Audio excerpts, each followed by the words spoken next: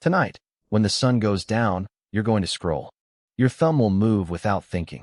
You'll watch strangers dance, argue, fall in love. You'll absorb hundreds of stories in a single hour, and you won't think twice about it. But the real answer is far stranger. Because 99.9% of human history, that scroll didn't exist. There was no screen, no feed, no algorithm feeding you content.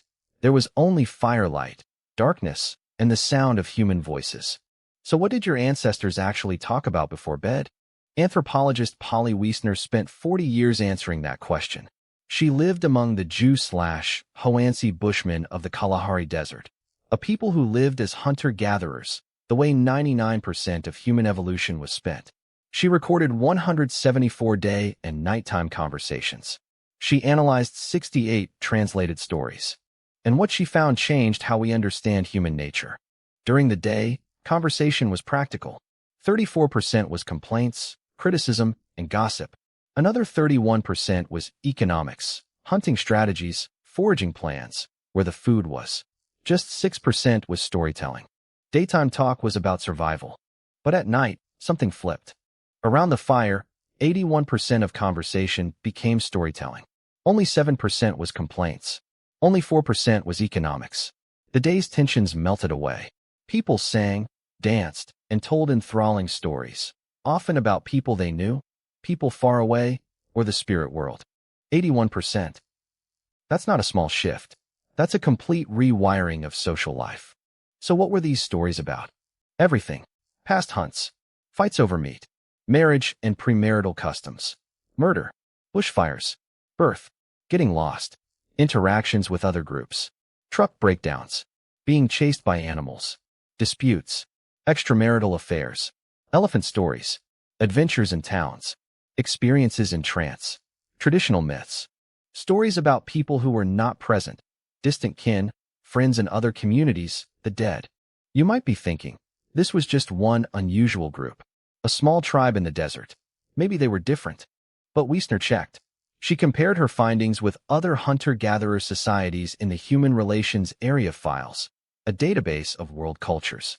Gossip was associated with daytime in 38 societies.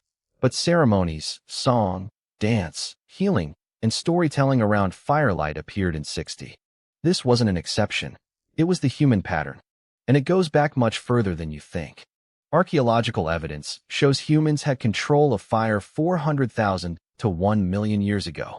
A hearth found in Israel dates to 300,000 years ago, before Homo sapiens even existed in Africa. These weren't just cooking fires. They were social hubs. For 300,000 years, humans have been gathering around fire to talk at night. That's roughly 12,000 generations. But here's the counterintuitive twist. Wiessner found that firelight conversation didn't just pass the time. It did something far more profound. It built virtual communities. Think about that. Stories allowed them to understand the characteristics of distant people, to remember obligations, to feel connected to someone they might meet once in a decade.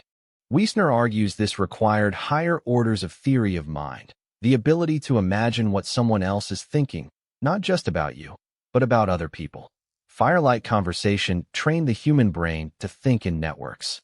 Stories also transmitted culture without formal teaching. In a small group of 25 to 50 people, you don't witness that many marriages, that many deaths, that many conflicts.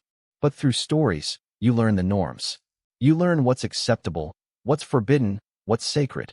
You internalize the rules of your society without anyone ever giving you a lecture. And here's the part that should make you uncomfortable. Wiessner noticed something else. The firelight setting itself was part of the magic. The moon and stars awakened imagination. The darkness created a sense of vulnerability to predators, to spirits, to the unknown. But security in numbers countered that fear.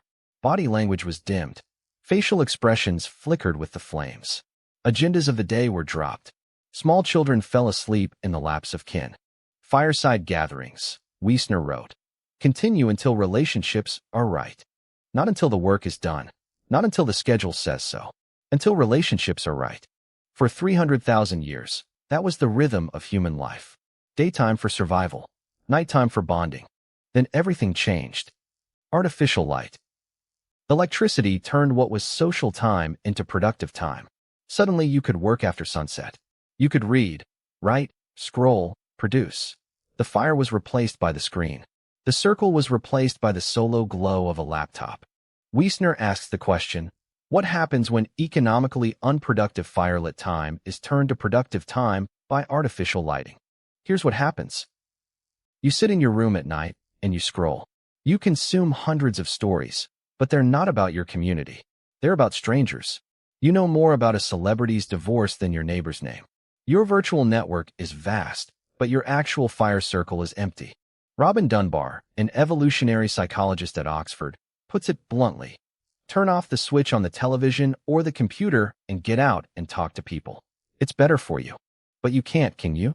Because your brain still craves the firelight, still craves the stories, still craves the intimacy of voices in the dark. You just get it from a screen now. And here's the final irony. The thing you're doing right now, watching this video, alone, at night, is a ghost of that ancient fire. You're seeking stories. You're seeking connection. But you're doing it in a way that isolates you from the people in your actual life. Your ancestors talked about the dead, the distant, the divine. They sang. They danced. They healed rifts. They built communities in their heads that stretched across the landscape. You scroll. So tonight, when the sun goes down, you're going to pick up your phone. Your thumb will move without thinking. You'll watch strangers dance, argue, fall in love. You'll absorb hundreds of stories in a single hour. And you won't think twice about it. But now you know what you're really looking for. You're looking for the fire,